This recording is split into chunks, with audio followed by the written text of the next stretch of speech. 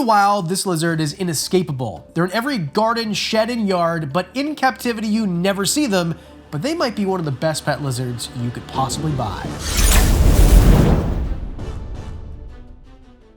I like weird stuff, and this fits the bill. This is a lizard that if you've ever been in Southeast Asia, you've seen. Even if it's a resort, if you used to live there, a homestay in the forest, they are everywhere. This is coyotes, and they look a lot like these guys. If you watch the channel, you've seen them, mountain horn dragons, Acanthosora, a genus that I have kept and have been in love with for many years. And the reason coyotes look so similar is because they are. They're part of the same family, but they're not closely related. And for as much as I talk about mountain horn dragons, these coyotes might be even cooler. In total, there are 25 species of coyotes, and you find them all over Southeast Asia, but the most common one is this one, Coyotes versicolor, otherwise known as the Oriental garden lizard. And when I say everywhere, I mean everywhere. India, Sri Lanka, Nepal, Bangladesh, Myanmar, Thailand, Malaysia, even South China, but these ones come from Indonesia. Indonesia seems like one country if you hear about it, and it is one country,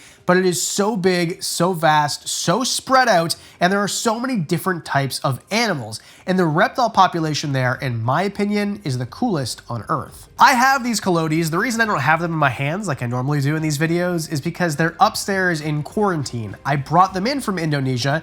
They're wild-caught individuals, and there's a reason that I'm still calling them one of the coolest pets, even though you can almost never find them in captivity. One of those reasons are they should be really easy to house and keep captive. So why aren't there any? Well, nobody's breeding them, and that is the problem. In theory, they should be simple because you find them, like I said, garden sheds, garages, forests, shrublands, outside of buildings, on the wall of the cafe that you're eating at. All of these places, so if they're so easy to find in every different type of environment outside, why can't we keep them in captivity very well? Well, for many reasons, but the reason I think that they're so cool is because they're diurnal, which means that they're out during the day, very much like the Acanthosora, the mountain horn dragons that I talk about all the time. On top of that, there are boreal, so when you have them in your house, you have a really cool setup display. Something that might be planted with a background, even a paludarium, and to me, this is really fun. I love small lizards like this, or small animals in general, frogs, whatever, that you can keep several of inside of an enclosure, and then they have a water area down below. And this is sort of realistic. I found several species of coyotes in the wild in Thailand, and they were always over a moving stream. So having these guys over a stream or a body of water, the paludarium, with moving water to replicate a stream, I think is really naturalistic. Plus, once they're acclimated and they're dewormed, which is the next step, we're gonna put fish in the bottom, and it's gonna be a whole ecosystem, especially when it grows in. This is their quarantine enclosure right now. It is sparsely planted because when you plant them like this, they turn into this and this in no time. And they're insectivores, which means they feed on things that you probably feed the reptiles you already keep. If you're someone who's just getting into unique species like coyotes or whatever else, you probably have experience with things like crested geckos or leopard geckos or bearded dragons or whatever, and those are usually insectivores, well, crested geckos eating prepared diet too.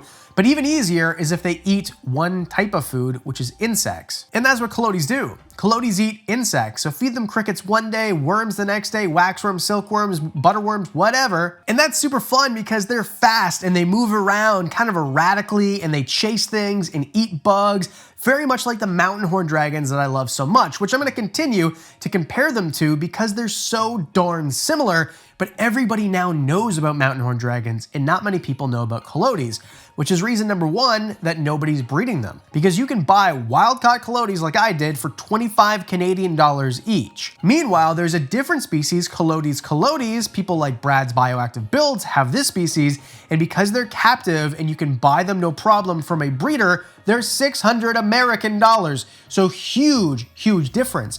However, I will say, I love the fact that this species, which is usually found in parts of India and is more green and has a brighter red head, is being bred in captivity because that means the coyotes genus, maybe not the species I have, and that type of lizard is gonna gain popularity and you're gonna see more and more of them in high profile collections like Brad's Bioactive Builds, and we're giving more love to the species and that incentivizes people to breed them. Because when you breed them, it costs you more than $25 an animal to produce them, so if people are still buying wild caught, it's hard for you you to sell your animals without taking a huge loss. And if you're looking to find one of the Colotes or the species that you can buy in captivity that are captive bred, I recommend checking Palm Street. Palm Street is a place I find a bunch of oddball animals, but not only oddball animals like Colotes, but more common animals too, like crested geckos at amazing prices from the very best breeders, ball pythons, boas, you name it, you can find it on Palm Street. Plus, it's a full community, so you know that you can trust everybody selling on there has been vetted. No bots, no scammers, just a fantastic way to buy animals. And the way you buy them is by bidding on a short auction that lasts a few minutes. You can ask in real time questions to the seller to make sure you're getting what you actually want, or longer form auctions for bigger ticket items or animals that might be more rare and you need more time to think about. Either way, if you're looking for your next scaly friend, Palm Street is the way to do it. And if you're buying or selling animals,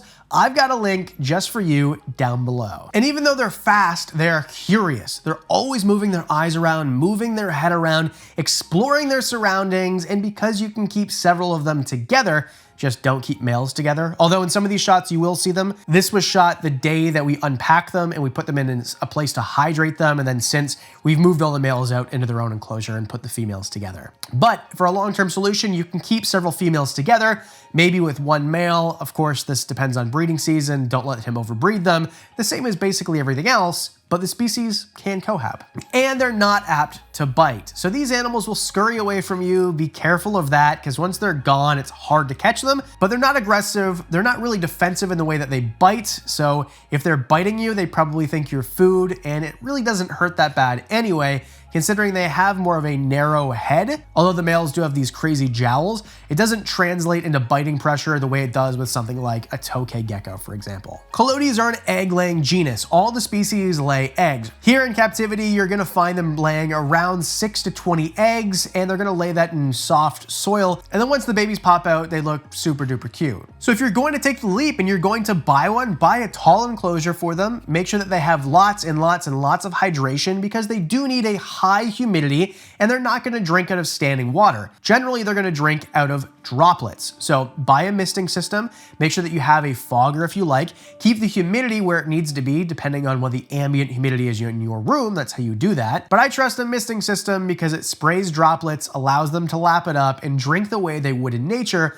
which keeps them hydrated, because the number one thing that kills Colotes is dehydration. Not only that, but they come in with a parasite load, so you have to make sure that if you get a wild-caught individual, which I don't recommend, you take it to a vet with a fecal and give it the prescribed medication to get rid of those worms, and you have to do that rather quickly. So in the title of this video, or at least the beginning, I say they might be one of the best lizards out there, which is true. However, the point of the video isn't to tell you to go buy an animal that is brought in from Indonesia or wherever. Don't do that. I think that people who are watching this video who want to breed something new and produce an animal that is going to thrive in captivity, who is going to dedicate themselves to a very oddball animal, those are the people that should buy imported animals, and you should encourage those people so you, as a person who just wants a pet, can buy something that is captive bred. I do think Colotes versicolor is definitely going to catch on. However, I think it might be a little wild. For now, if you're interested in Colotes, you watched the video, thought, man, that's for me, Colotes is being bred in captivity. You can find them, especially in the US, and those are the ones that I would definitely recommend for now. However, maybe I planted a seed in your mind and you fell in love with the species or the genus in its total, just like I did, and maybe in the future we can see more of these Colotes versicolor produced in captivity, and those are gonna make amazing pets.